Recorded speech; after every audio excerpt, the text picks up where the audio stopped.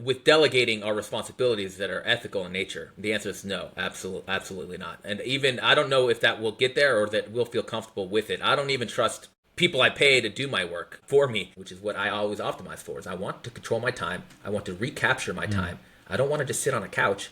I want to do what I want. I want it to align with my values, and I want to help people and feel Mm. good about what I'm doing while I'm able to raise my family, right? This is going to be good. Just because it's different and it's challenging does not mean it's bad. And so that's what I would leave people with is be optimistic, but just be brutally honest with yourself.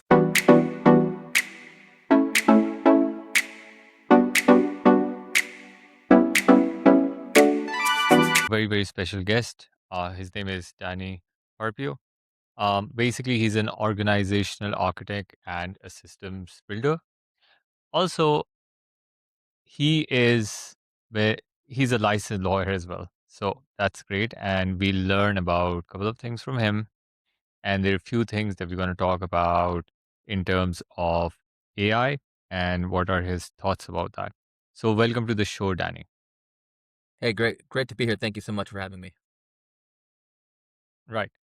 So, Danny, I have a very unusual question from you. So, when we got connected, the very first thing I did was I went on Claude and then I asked, who is this guy? Right. And it's funny that Claude, quoted the right company. It also quoted I think you have a AI startup case mark. But then he says, and this is not a question that I asked. I just said, who's this guy? And he says, his views are substantially sound and aligned with these serious legal tech thinking is headed. Privacy first, AI structure, hallucination risk in legal specifically, and compliance exposure. And then it goes on to say that, but I wouldn't treat him as an authority in this space. Now, that's when I was pretty surprised, because most time it would say that to me, and I challenged this. I said, "How do you claiming somebody not an authority, but how did you figure that out?" And that's when it says, "Fair challenge. I used here one authority without defining or justifying the claim. That was sloppy, right?" So, if AI today is telling me that my guest is not an authority at something which I can verify from your LinkedIn and your website and the publications, and then recently you've been. For a lawyer today, with somebody like me as a client, searches on Claude that who's this lawyer is, whether he's going to help me, is he legit? What if the thing it's going to spew out, will that really help me as a lawyer? Man, this is the best opening question I've ever gotten. I love that you did that. I am going to go do that myself to you and see what it says. I'm curious. I love that, and I appreciate the thoughtfulness of that question. And I think that gets to the heart of the issue. Is that um, I think people are confusing what AI can do now with whether or not they should be implementing it somewhere to get a material improvement in how they compete in the market. And so those are two fundamentally different things. And so number one is uh, we rely on as attorneys Claude um, with in a with delegating our responsibilities that are ethical in nature? The answer is no, absolutely not. And even I don't know if that will get there or that we'll feel comfortable with it. I don't even trust people I pay to do my work for me. I still end up doing it. I suspect most attorneys end up on the paranoid side of that one. And so I don't know um, that I don't even feel comfortable doing it myself. But there's a lot I do feel comfortable using it with. And a lot of that is on the business side of things and how we collapse cost of going to market and how we can leverage our legal training in a more dynamic entrepreneurial way, such that we don't have to be siloed into traditional legacy structures that are built on old assumptions. And so I think that I would agree. with the premise of your question that it is not ready there. I don't even feel comfortable using it that way. I think our ethical obligations are such that we cannot delegate to other people, even our paralegal, no one. When we sign something, the most local courts require that we are saying that that is so. And so that's non-delegable in my view. And so we agree on the underlying premise, but I think people are taking a transitory property that is a logical fallacy to their detriment, in that uh, they uh, they are ignoring that AI can be used in almost every other department of how they conduct their business and distribute their service into the markets for legal services, and that if we don't wake up to that, my peers and my counterparts and the large firms, the competitive dynamics of how we compete with each other for business, and how even the consumer does legal does their own legal work, and how far they can take it, and what are the new risks with how clients want to interact with us. Like, for example, I have a last mile legal service, so I don't do a lot of outbound legal because I use my legal practices as strongholds in a entrepreneurial stack of mine. And so, but I do inbound because it's a networking Mm, facility. It does it's cash flow when it's right and good, and it also helps me barter to maintain a network and to help other people start their businesses and stuff. So I use it in a more dynamic way than most attorneys. But an example of this is people are less likely to pay us for things that they can just go onto Claude and do. And so what I have been piloting with my immediate team is send me your markdowns of what Claude is saying you need, and send me the version that it did. I'm not going to like look at your commercial terms. You just have to negotiate those. I'm going to give you a light version mm. of this, but I'm going to run it through the last mile of it, because there are things like a comma that completely changes the construction of the contract. And there is that edge tail risk that is material that you need professional experience, understanding, and fixing, um, such that the risk allocation that a contract is designed to perform can do its function, right? And so, but that is a 10% now last mile of where my professional judgment is max, and people know that. And so, creating services for people like that that are using Claude, getting their summaries, and then knowing that I use Perplexity primarily, but I ask Perplexity. I'll say, what will this person tell me when they see this? Wanting to know what the feedback loop is of most people, and that where that's going. And so that's improving customer service. It's understanding product market fit.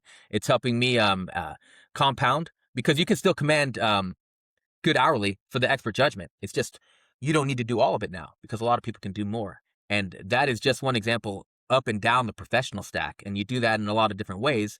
And you can see like a self-scaled attorney or a hyper efficient attorney that is building products for the people that actually want to use them and is being entrepreneurial, how that person can outcompete someone who just stops at the conclusion that you and I both agree that we should not be using Claude in that way for uh, unverified legal opinions or sourcing.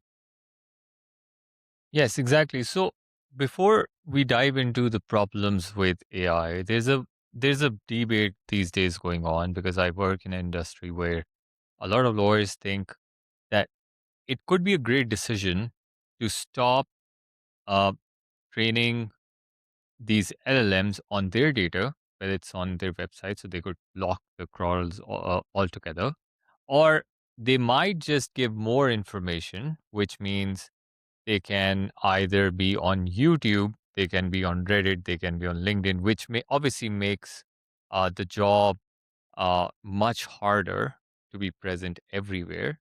And the other thing that's the biggest issue that I feel like that it's kind of taking you away from your main job, which is lawyering. So you you basically presented or you're expected to be as somebody in a marketing profession rather than a lawyering profession because you have to feed that data into it.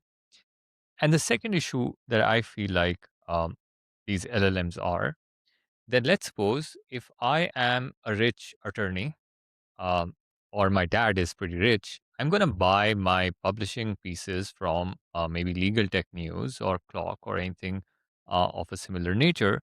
And automatically, my opinion is going to be better than somebody who cannot purchase this space.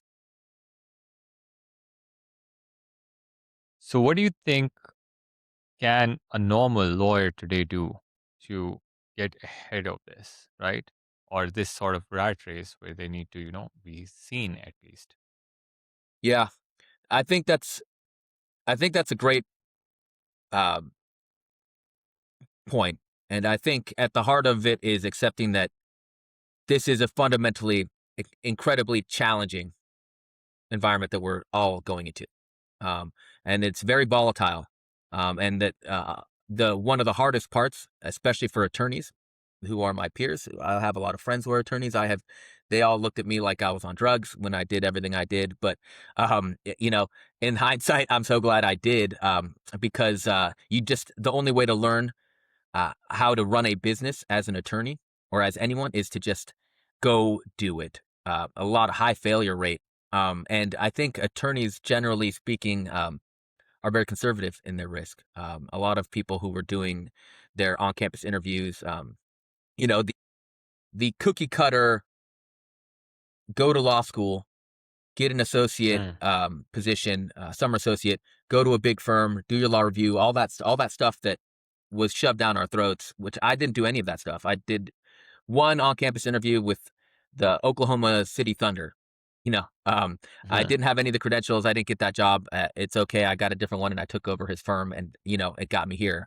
But for the most part, those things started crumbling as soon as I got into law school. 2008, they started pulling those jobs. mm, And then ever since then, it's been the death throes of this job, and AI is just pouring gasoline on it. And so mm, I think the number one is you got to look at what you're actually assuming is safe. It just isn't. It's not. mm, It's not that anymore.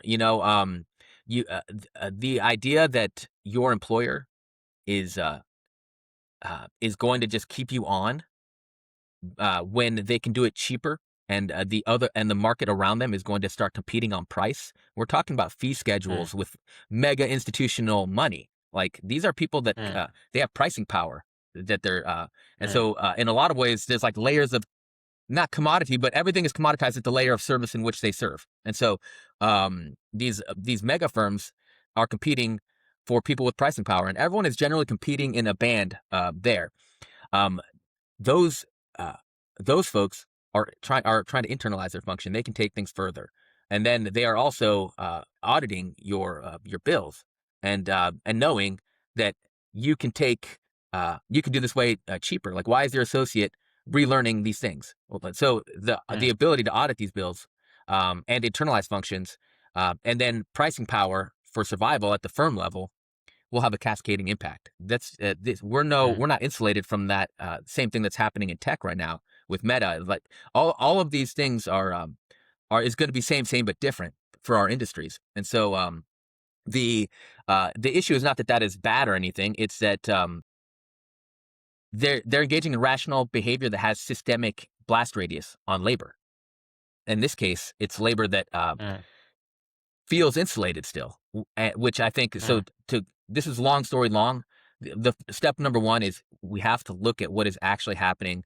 We have to look at the assumptions with which you built your career and your economic stability on for you and your family, or for you and your future family, whatever that is, and ask yourself, are those assumptions still true? Like, am I going to have this mm, job in 3 years?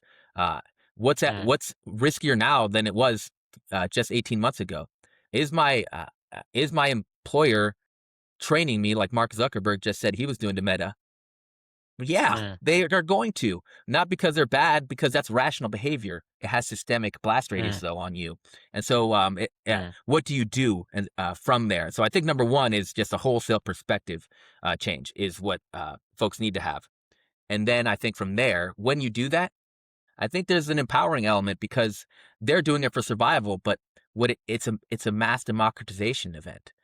The same thing mm, they are using is more easily used by you to replace the functions that they gave you, which is a coordination mm, environment, a book of business, distribution of brand, all those things. It's a little more dynamic and complicated for attorneys because of the trajectory, but for the most part, I think it's very it's going to unlock a lot of uh, people's understanding of what is possible. So the change of perspective is also changing. It's like a 4 minute mile moment for my peers and my counterparts. It's Mm, how much do I need to save to go off on my own? Like a lot of people, um, they ask mm, me if I could take their case. I can. I have this book. Like I'm concerned about conflicts of interest. For people have 10 different reasons why they can't go out on their own. Either it's all 10 or one. The biggest one's usually money and financial security. The other ones usually just people don't like to change stuff. It's easier to just stay there. It's mm, safe. A lot of those things, but all those things are not true. You can go scale yourself, build your book, build your website, take on local business, run a very high margin shop, and all without while keeping your expertise intact and ethically practicing.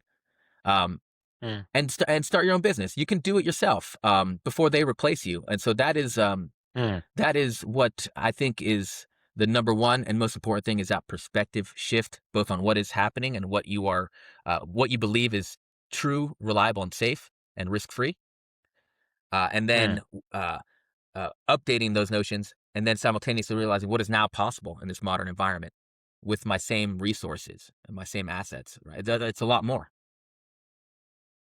Right, exactly. But when you talk about this loss, obviously it's going to affect it is already affecting a lot of people, right? And if I see this, I have a confusion here. Is this happening because previously in COVID, a lot of companies overhired, specifically in tech, and now obviously they need to get a lot of funding from the investors, and they are blaming it on AI, which Gartner just released a report where it says there is a negative adoption of 4% currently in the market for AI. Then how come these companies are justifying that they are firing employees? Yeah. So I look. I think what is happening right now is fascinating commentary, and I think what is important for me in how I manage, because what I'm telling you is how I manage my own risk and my family. It's how I built everything. Is I just am very very long term, and so everything is in probabilities, right? So we have to like assess what's happening and be willing to accept that we could be wrong. And so I'm not saying anything to you as a mandate of fact. It's Mm, but I have it on good authority and on good analysis that I'm able to defend. And so I'll just premise it with that. I think uh, I'm looking at the signals of what people are actually doing. I know that there is this idea that they did overhire, and I think there is probably some of that. But when I read the people who are just coming out and saying it, whether that's Jack Dorsey, mm, right? Jack mm, Dorsey's thesis, that was not what the commentary is saying. That was we need to eliminate a management layer that is now possible to do with AI because coordination has gotten cheap, and if we don't, we will lose. Okay, their CEO just wrote an op-ed in Wall Street Journal yesterday, uh, and I think Michael Prince, and he basically said that this almost the same exact thing that our job as a business is effectively to maximize shareholder value. He didn't say it in an insidious way. I have a lot of respect for him. I think he mm, was just being very clear mm, that mm, we have an obligation to do this. And so the new optimal way to run our business is no longer heavy headcount, heavy management mm, layer. Those mm, are functions that can be replaced. And so, and then Mark Zuckerberg's commentary of, and the sort of underbelly there again, not insidious, although I'm not particularly fond of him. Um, uh, but I do. Respect his clarity of thinking. Although he's too Machiavellian for me, but I respect that how he thinks, and he's basically just told his employees, "We're training our AI to do what you do as good as you." And mm. then that was months ago, right? I believe. And then what's happening now? He Yeah. lays off those people, and so I think. The idea that that the replacement is not happening, I think that we should not dismiss. It's not dismissible, in my view. It is at the very least a risk to be managed against, if not a probability based on the signal of what is actually happening. Now, I think it's in their interest to tell you that they're not going to replace you. But my brother, I'll tell you that I'll replace anyone that I'm hiring if I can with AI to not pay them. I think most of us do this. Mm, This is not like an unusual behavior, right? It's just the main mm, issue is that it's systemic when it happens at the institutional level, and their sort of optimal organizational structure for scale mm, is on the death throes. It's built on bad assumptions, and now mm, they're trying to collapse down, and that impacts a lot of people. And so it's not that it's an inherently bad thing. It's that mm, we all do it. It's just when they do it, it impacts 100+ million people, and so we got to be ready for it. mm. Yeah, but you see, here I would, you know, put another question because I also read the same article where basically Mark Zuckerberg had been tracking the keystrokes of his employees before and training his AI agents before he laid off these people. Now, the problem is humans are inherently uh, in a world where we see different dynamics, and that's how humans evolve, and that's how humans have been evolving um, since their existence. Now the question is, if the AI agents get trained by the human knowledge in the first place, and now there are no humans working, let's say down the line 10 years, 20 years, where is the new knowledge going to come? Because according to the AI stakeholders right now, they also believe we have not reached AGI, which means there's no general intelligence because the model doesn't live in the real world view. Don't you think that's going to impact the whole business? I think uh, everybody in the business world where no new invention can be made, and then people who are just coming into law, for example, they're not getting trained by the seniors, and those people are retiring. So that would actually collapse everything. Then it would eat up itself. I think that we are going to be all right. I think that for the most part, I'm an optimist. I like I think that this is going to make everyone better. Um, uh, and it's going to create a whole new host of challenges that uh, we even thought of.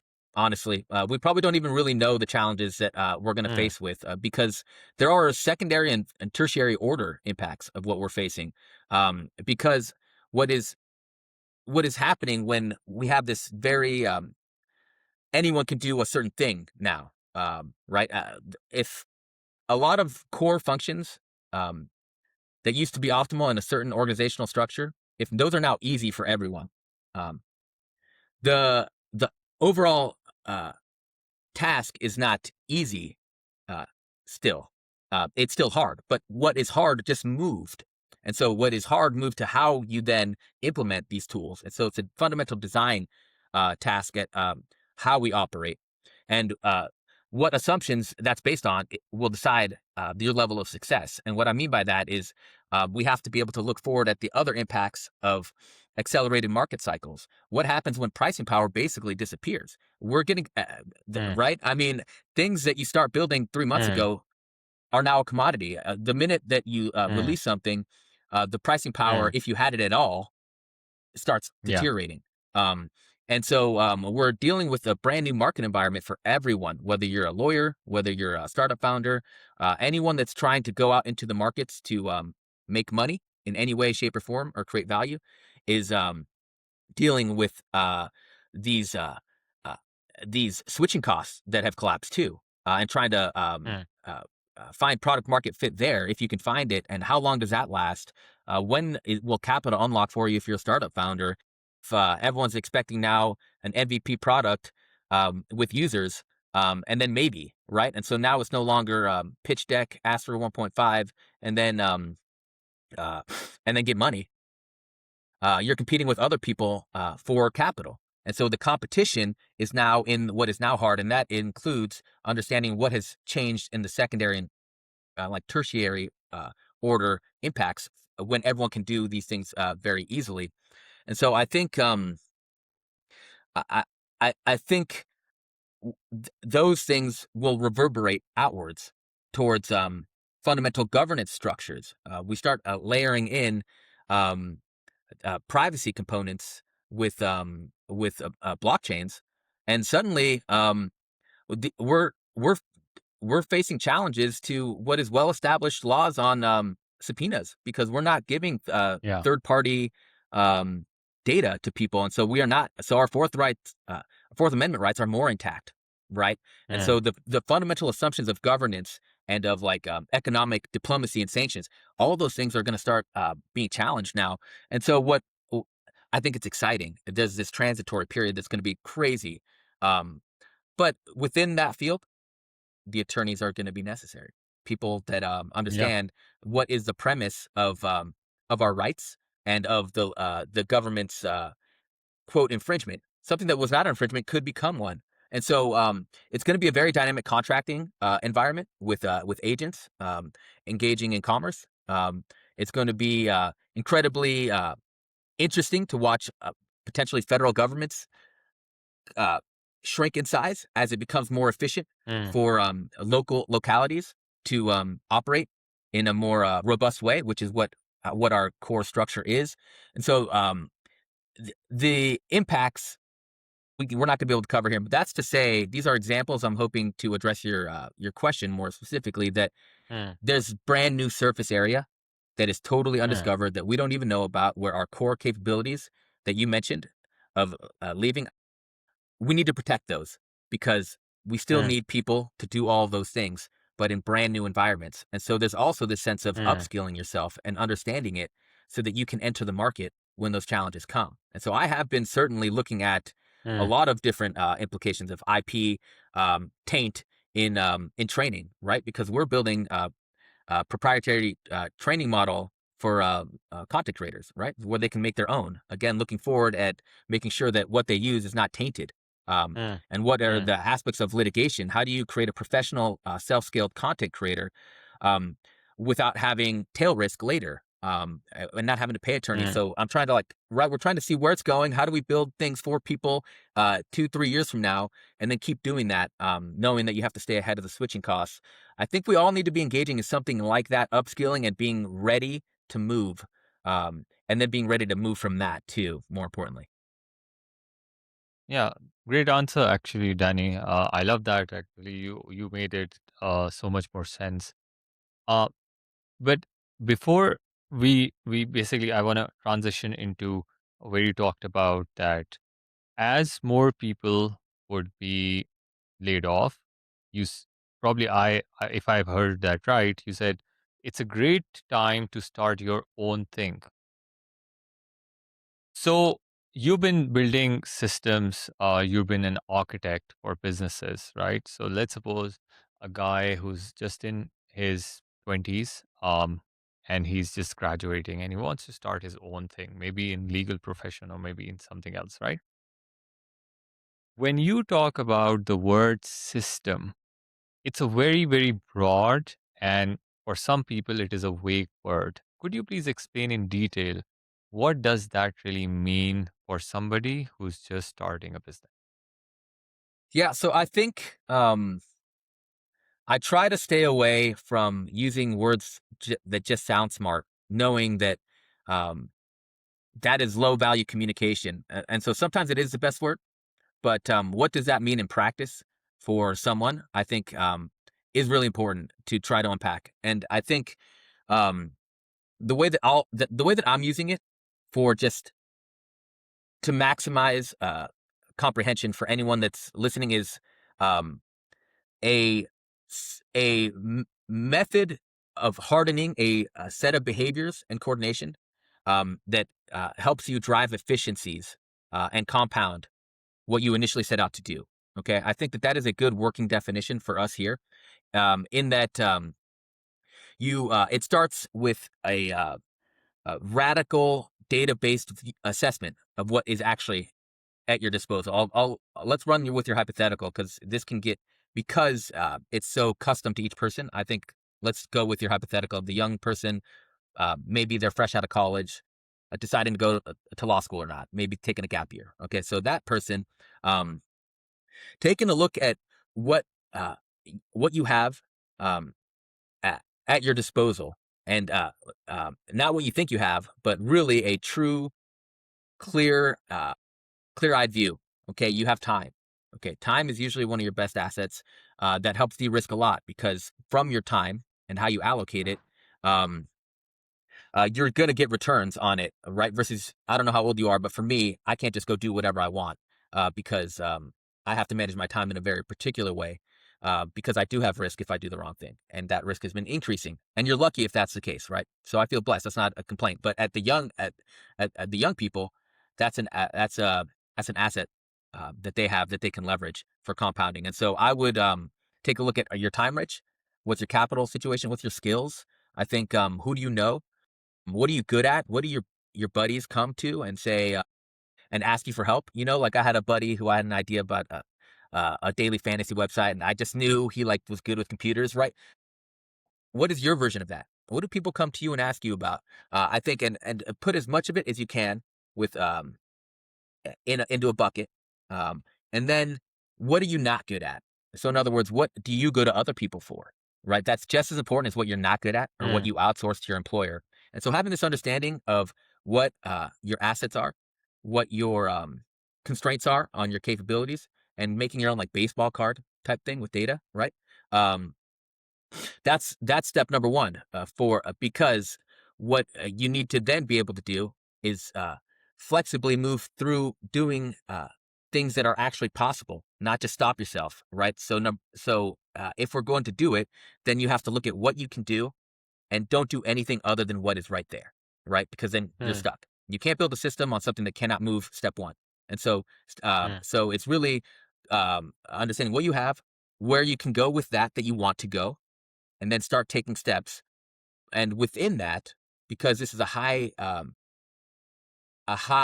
execution environment where you can do anything so fast. mm, Um, what's kind of new that I would tell my young counterparts is you need to have very dynamic feedback loops, right? So I call it a mm, DMO. So in other words, you have to spend mm, actionable time designing. You have to be a sit there, put your phone down, and just think. Let it happen. You are capable.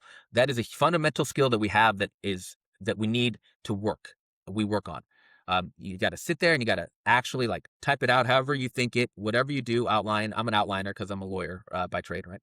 And then spend the time designing and then hop into your management of it and then go execute and then take the feedback loop back up and do that every hour, every day, every week. And then if you start getting bad feedback, like someone doesn't, like you're not closing a sale or you're not making money, what does that mean? mm, It doesn't mean, right? And so you got to have quick bumpers. So we got to have really fast, dynamic feedback loops in a fractal like method. And so that what I mean by that is any scaling system has properties that are fractalized. And so fast feedback loop that keeps the bumpers on because you can do anything. Doesn't mean you're good at it or that it's good, but you got to be able to do it and then bounce back. Do it, bounce back, and generally go forward, right? And mm, so I think that is core function number one before you even systematize anything is being able to do that. mm, And then mm, how we treat time. And so in other words, what is also changed is the idea that we need to sell our time one for one. Like our young in our hypothetical with our young person, they might think, you know what, I need to just go make some money.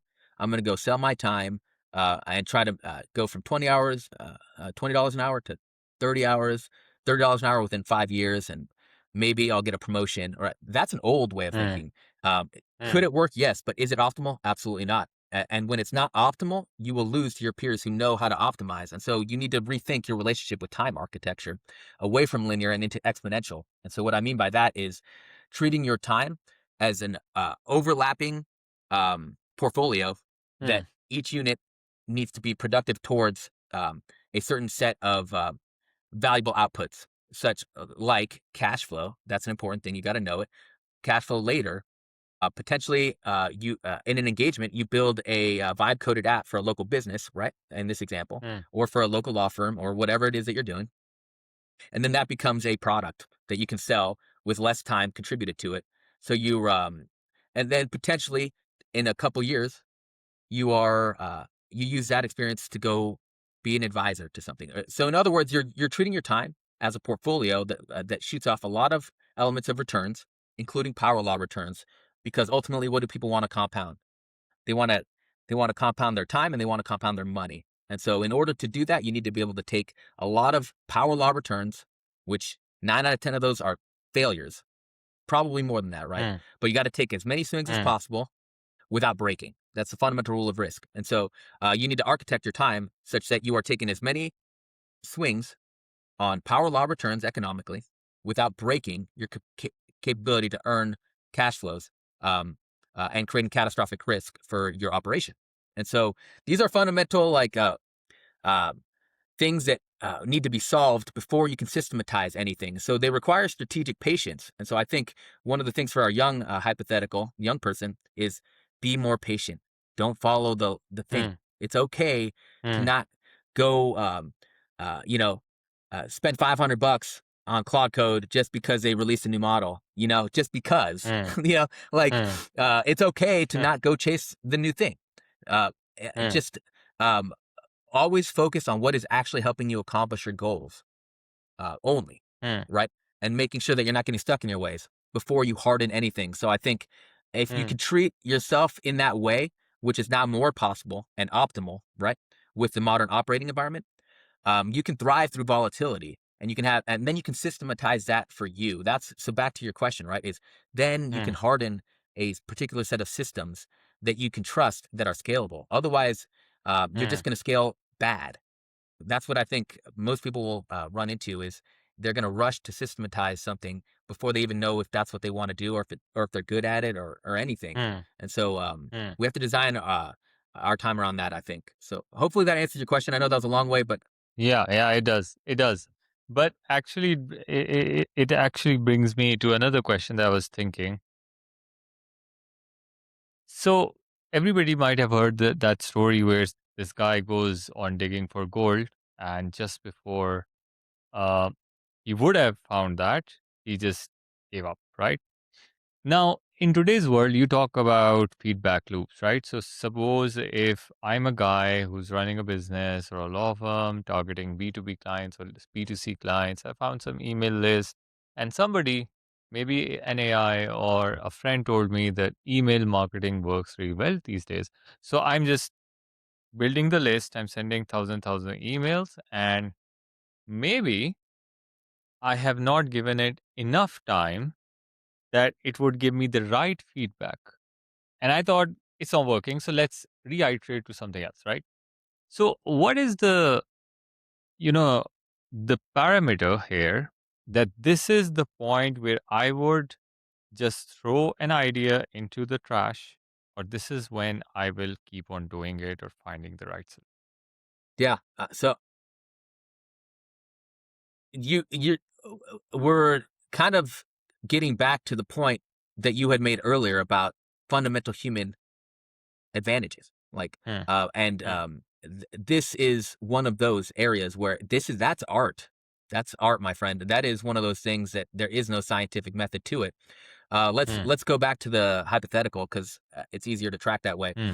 So that Yeah. individual facing that challenge, which is totally right. I think anyone you'll always face that is when do Hmm, I have enough data to know what to do here? Do I change it? hmm, Is it just a low hit rate environment? Should I tuck that in as part of my strategy instead of relying on it? Am I overweighing how valuable this will be? Um, but it's still necessary. So in other words, hmm, maybe this is just what it is, and I need to um, make sure that I'm allocating my budget and my strategy for distribution and marketing outside of just the email list, right? So hmm, there's a lot of things that you can do with that information, but the young person, what do they lack is lived experience and a trusted network. hmm, These are things where hmm, it's a fundamentally uh, valuable to have human trust, to have the right people around you that you can say, hey, like I've been doing this email marketing for about 2 months. I've been spending X, Y, Z. Having mm, someone who has already lived that you can ask a question, who can say, who are you mm, using? What system are they using? You're paying how much? No, no, no, they're hosing you. Having someone that can give you that insight, no, AI is not going to do that. I don't think ever, but mm, we'll see how that goes. But mm, there are lived yeah, experience judgments that you can get with one 10-minute call with someone. And so, like one thing we cannot discard is the necessity of having positive sum relationships with other people. And so that young person building mentorship type relationships and getting lived experience is a critical thing to do with their mm, use of time. And they might think it's low value, right back to the feedback loop. Why would I go do that? I'm not saying don't go work for people. I worked for free for a long time. mm, Anyone who does anything has worked themselves to the bone. Okay, so you cannot escape that you need to go learn how to do stuff, and you got to go work with people who know how to do it. That's just the bottom mm, line. And so I think they need to discard that concept if they believe it that they don't need to mm, work with anyone and that they need to get paid X amount. No, find a way to go work for mm, free for someone that you can call mm, and ask that question that you just said. Right, that's going to be worth yeah, so much time and money and headaches when you just have someone on speed dial. I have a lot of those people, and I've helped them win a lot. mm, And I'm a positive sum builder, and so and I do that for people, and we do that for each other. And mm, when we're talking about scale, the unit of scale moving down to us as a unit, um, we need to be composable operators. We need to be able to mm, function with other people mm, so that they can achieve their outcomes and maximize their return on mm, their time. That way, when you call them, I have buddies who like I almost never call, but when I do, they always answer. Right? You know, I'm sure you mm, have those. And they know because mm, I don't call people unless like I'm in a pinch and I need them to answer. Right? yeah, Um, so I think those are the lived experience things, right? And so we could run through this yeah, hypothetical for someone that's in our age group. mm, Too, and it looks different. It's a different weighting of time, rich versus like network and expertise and life experience. We all have that own component, but the fundamental principles that I like to talk about it for as broad applicability of the concepts that we're discussing is at the foundational component of how do you use use what you have at your disposal at any given time to scale yourself and compound that. right. That's actually a really really good thing. And mentorship actually, it's sometimes you don't even have to work for free for somebody. You could just ask them. A lot of people actually want to share their experiences. It's really funny that I have my assistant, and she's just 21-year-old, and I was talking about. Um, I said, Zara, how did we find our first client? And we were just going, recalling everything. And she said, you know what? You found your first client through by sheer luck. And I was like, okay. And I thought I had, struggled a lot to find. And she says, no, no, that's just luck.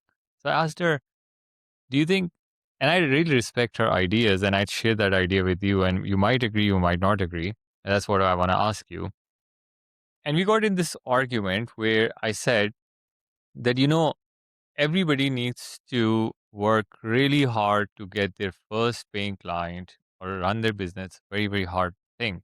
Which says, you know, if you take the example of Mark Zuckerberg, he had a certain environment where he was present at that time. And if he hadn't been there, he would have never ever thought of building Facebook. And you could take different examples, right? It has to be, you know, Steven Spielberg used to sneak out um, in the Universal Studios, and then he found to be there at the right time when he wanted to make movies, right?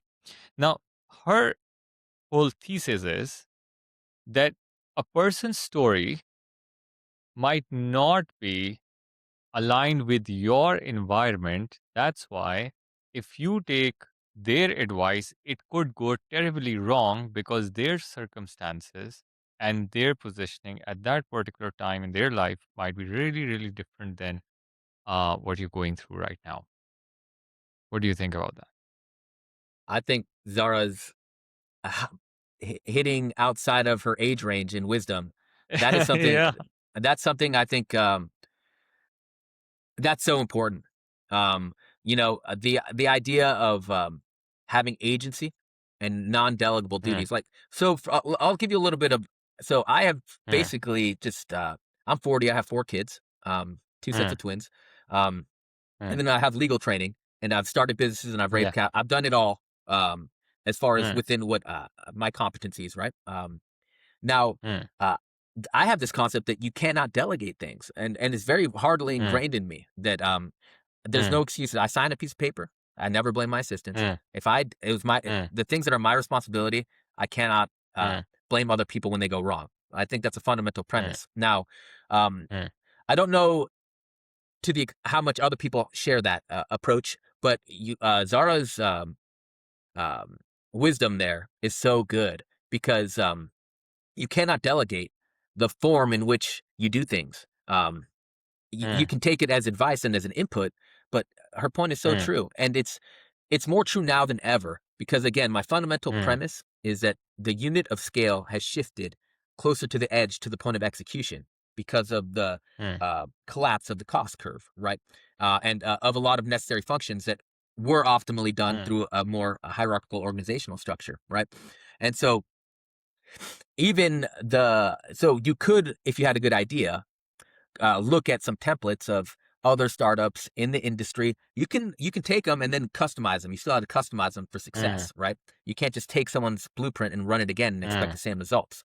To Zara's point, right? mm, That is magnified more when we have to start mm, from a smaller unit. So the good thing also means we have to get to scale through a lot of uncertainty and unknowns where there is no template mm, and there is no blueprint, and you're working in a very mm, dynamic, volatile environment that is different and challenging. And being able to maneuver that require has even less templates. And so, 1,000%, her advice was true back in the day, but you could still get through. You know, YOLOing through. yeah. We all kind of just did stuff, right? I think you gotta be able Yeah. to maneuver it and just not have paralysis by analysis.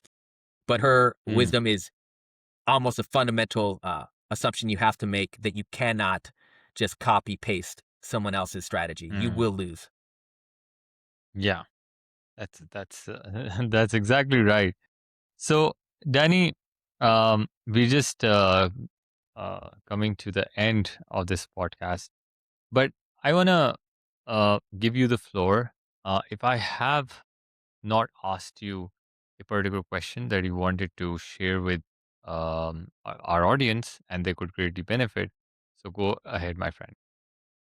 Yeah. So I think we have unpacked everything that I would like my peers and counterparts to hear. But what I would say is, if I can, is we we need to stretch our critical thinking muscles about the environment we're facing Mm, and not mm, anchor on superficial conclusions about should we be scared or should we dismiss it, and looking for reasons why things might not, like finding confirmation bias. We have to be hyper aware of how we are thinking about the environment we are in because it is fundamentally different than anything that we have been told would be possible or exists. And no one actually knows anything. And so, and again, you can't delegate it. And so we have to really be willing to move past superficial conclusions about AI, what it's doing, and whether you should use it or how, and go into a productivity mode and a risk management mode, and mm, pull back the assumptions that you have and just be ruthless with them, and mm, and not just dismiss it. And so I would say go deeper with what you're seeing, and don't be scared. And don't just stop at the fear. Okay, it can be feared, but if it's true, things that are true you yeah, can't be scared of. You got to go through it even if you are. And yeah, so things that are true you can't just dismiss them and be like it won't happen to me. And so I think we got to get past it. I believe that what I'm saying is true at a fundamental level, that we are on a total different operating foundation. What is possible and what is now optimal is something we haven't seen before. Um, and that is empowering. Um, but also incredibly uncertain.